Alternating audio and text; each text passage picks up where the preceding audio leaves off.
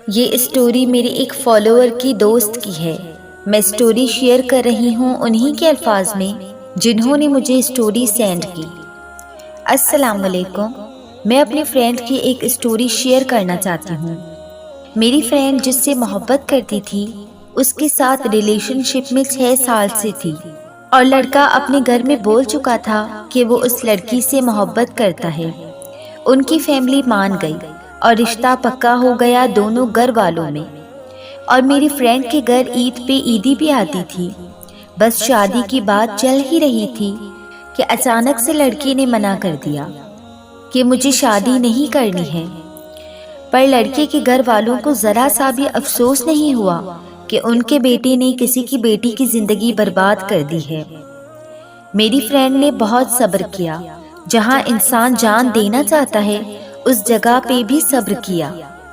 اسے بھی ایسا لگتا تھا کہ جان دے دے، پر اپنی ممی پاپا کے لیے اور اللہ کے لیے وہ جان نہیں دے پائی، اور صبر کرتی رہی اور اللہ سے دعا کرتی گئی۔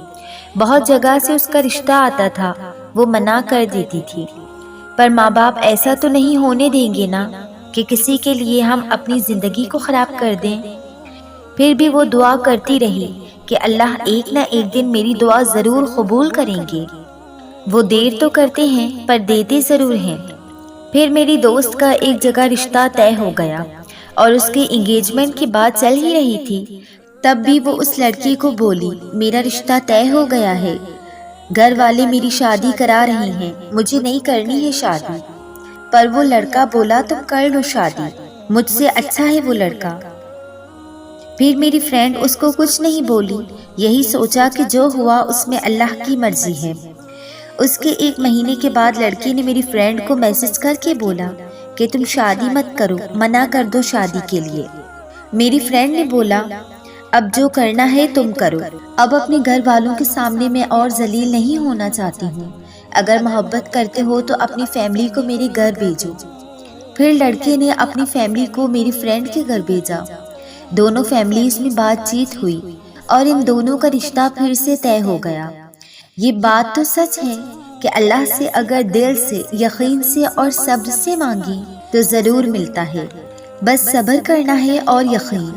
اللہ سب کی دعا قبول کرے، آمین۔ اور میری فرینڈ کا جہاں رشتہ ہوا تھا وہاں اس کی فیملی نے منع کر دیا، کچھ ایکسکیوزز دے دیے، وہاں سے رشتہ ٹوٹ گیا، اور جس سے محبت کرتی تھی وہیں رشتہ فکس ہو گیا، اور یہ سب صبر کرنے کے بعد اسے یہ خوش نصیبی ملی۔ اب اس کی شادی ہے جنوری میں۔ صبر کا اجر اللہ ضرور دیتا ہے، انسان کا صبر کبھی بھی رائگاں نہیں جاتا، کبھی بھی ضائع نہیں جاتا۔ آج نہیں تو کل آپ جس چیز کے لیے صبر کر رہے ہیں تو آپ کو انشاءاللہ اس کا اجر ضرور ملے گا، آپ کی دعا ضرور قبول ہوگی انشاءاللہ۔ اگر آپ کی بھی کوئی دعا قبول ہوئی ہے اور آپ اسے میرے ساتھ شیئر کرنا چاہتے ہیں تاکہ باقی لوگوں کو ہمت ملے، حوصلہ ملے، تو آپ اسے میری انسٹا آئی ڈی پہ شیئر کر سکتے ہیں۔ رب کی محبت کب اور کیسے محسوس ہوتی ہے؟ رب سے محبت کی مہر تو ہمارے سینے میں ازل سے لگ کر آتی ہے، بس اس کی محبت کو پہچاننے اور ہمارے ہوش میں آنے میں ہماری زندگیوں کا کافی لمبا عرصہ بیت جاتا ہے۔ کچھ اس کے قرب کو جوانی میں ہی پا لیتے ہیں، کچھ بڑھاپے میں، تو کچھ موت کے دہانے پر اسے یاد کرتے ہیں۔ اور ہاں، کہیں نہ کہیں اس کی محبت تو سبھی کو محسوس ہوتی ہے، پر کچھ اس دنیا میں اس قدر کھوئے ہوئے ہوتے ہیں کہ ہوش میں آنے تک وہ اپنی زندگیوں کو گنوا کر موت کے قریب آ پہنچتے ہیں۔ پھر نہ ان کے پاس واپس مڑنے کا کوئی راستہ ہوتا ہے، نہ آگے بڑھنے کا حوصلہ۔ پھر اچانک سے آسمان میں ایک صدا گونجتی ہے، حیا علی الفلاح، آؤ فلاح کی طرف، اور وہ اپنے سر کو جھکائے ندامتوں کے آنسو لیے اس ٹوٹتے بکھرتے دل کو سمیٹتے ہوئے اپنے رب کی جانب قدم بڑھانے لگتے ہیں۔ پھر ان کا رب تو پہلے سے ہی ان کی واپسی کی راہ تک رہا ہوتا ہے، تو پھر بتاؤ کیا ایک گناہ گار کے لیے اس کے رب کی اس سے محبت کا اس سے بڑھ کر کوئی اور ثبوت ہو سکتا ہے؟ تو تم جان لو حقیقی محبت تو صرف رب کی ہے، جسے نہ زوال ہے، جس میں نہ دھوکہ ہے، نہ فریب ہے، نہ مٹ جانے کا خوف۔ گر جو یہ سب سمجھ جائے تو انہیں اپنے رب کی محبت ہر لمحہ محسوس ہوتی رہے گی۔ صرف ہمارے رب کی محبت ہے جو ازل سے ابد تک کی طویل زندگی پائے گی اور ہمیں اس پار لگائے گی۔ تم دل ہی دل میں ایسا کیا سوچ رہے ہو کہ تم اب دعا مانگنا چھوڑ دو گے؟ کیونکہ یہ تو ناممکن ہے، کیونکہ میں تو کب سے دعا کر رہی ہوں، میری دعا قبول نہیں ہوئی ابھی تک۔ جب تمہیں کچھ ایسا محسوس ہو تو اللہ تعالیٰ کے یہ الفاظ یاد کرنا کہ تمہارے اللہ کے لیے کچھ بھی ناممکن نہیں۔ صرف اللہ سبحانہ و تعالیٰ ہی تمہاری دعا کو قبول کر سکتا ہے، صرف وہی تمہیں وہ چیز دے سکتا ہے جو تمہیں چاہیے۔ اسی لیے دعا مانگنا مت چھوڑنا کبھی بھی۔ تم پریشان ہو، یہ بات تمہارا اللہ جانتا ہے، اس کو پتا ہے کہ تم کتنی تکلیف میں ہو، وہ تمہیں ہر اس پل دیکھ رہا ہوتا ہے جب تم تڑپ رہے ہوتے ہو، اس کو پتا ہے کہ یہ سفر تمہارے لیے کتنا مشکل ہو رہا ہے، پر تم یہ یاد رکھنا، وہ کسی کو اس کی طاقت سے زیادہ نہیں آزماتا۔ جلد ہی تمہاری زندگی میں خوشیوں کے لمحات آنے والے ہیں، اللہ کی مدد قریب ہے۔ بعض دفعہ اللہ ہمیں ہماری من پسند چیز سے اس لیے دور کر دیتا ہے کیونکہ وہ جانتے ہیں کہ یہ چیز ہمارے نصیب میں نہیں، اس لیے وہ اس چیز کو دور کر کے ہمیں دعا کی توفیق دے دیتے ہیں۔ وہ چاہتا ہے کہ تم دعا کرو اور وہ تمہاری من پسند چیز تمہیں عطا کر سکے۔ اللہ کی مرضی ہے، اللہ کی مرضی ہے، اس لیے تو تم آج ہاتھ اٹھا کر دعا مانگ رہے ہو۔ یہ سب اتفاق نہیں ہے، ایک ہی دعا کا بار بار مانگنا۔ اپنے اللہ کو راضی کر لو، کیونکہ جب اللہ راضی ہوں گے تو ہر چیز وہ تمہاری جھولی میں لا کر رکھ دیں گے۔ بس دعا مانگنا کبھی مت چھوڑنا پیارے بندو۔ وہ رب دیکھ رہا ہے، تم نہ بھی بولو تو وہ رب سن رہا ہے، تمہارے ہر ایک احساس کو وہ جانتا ہے، اور وہ یہ بھی جانتا ہے کہ کس نے تمہیں کتنی اذیت دی۔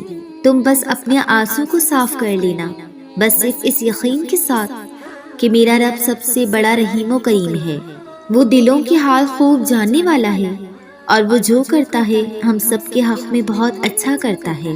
ہم ابھی نہ سمجھ ہیں، لیکن سمجھدار ہم جب بنتے ہیں جب اچھے دن آ کر ہمیں خوش کرتے ہیں، اتنا کہ ہم سوچ بھی نہیں سکتے کہ وہ رب ہمیں کہاں کدھر اور کس کس کونے سے ہمیں آزماتا ہے اور نوازتا ہے، خوشی دیتا ہے، اور بے شک تمہارے نصیب میں جتنا ہے وہ دنیا کے کسی بھی کونے میں کیوں نہ ہو تمہیں مل کر ہی رہے گا، اور جو تمہارے نصیب میں ہے وہ چاہ کر بھی تم سے کوئی بھی چھین نہیں پائے گا جب تک اللہ نہ چاہے۔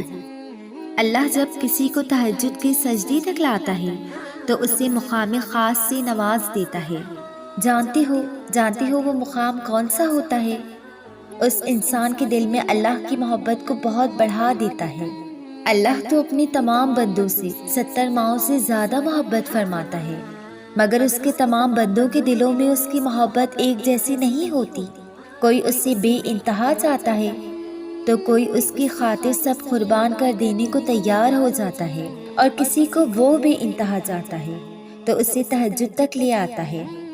اس پہر جو اللہ سے روبرو ملاقات کا عادی بن جائے وہ پھر سب چھوڑ کر صرف اسی کا ہو جاتا ہے۔ اس پہر اٹھنے والے ہاتھوں کی فریاد سننے اللہ خود پہلے آسمان پر تشریف لے آتے ہیں۔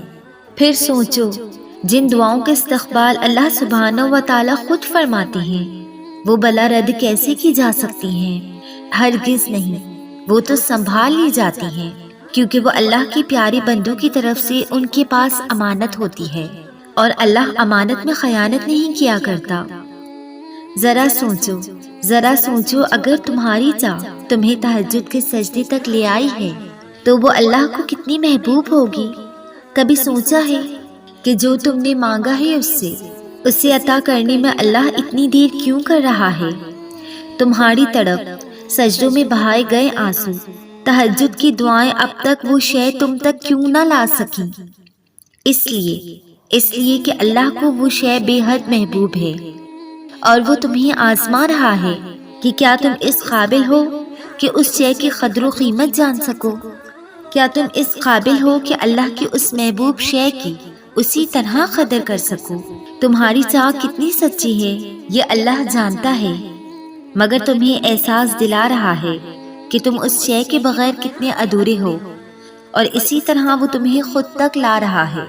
تہجد کا سجدہ کوئی عام سجدہ نہیں ہے، اگر اس سجدے تک رسائی حاصل کر چکی ہو تو جان لو کہ اب معجزوں کو تم تک اب رسائی دی جائے گی، اور یہی اللہ کا وعدہ ہے کہ آزمائش کے بعد کا اجر یقینی ہے۔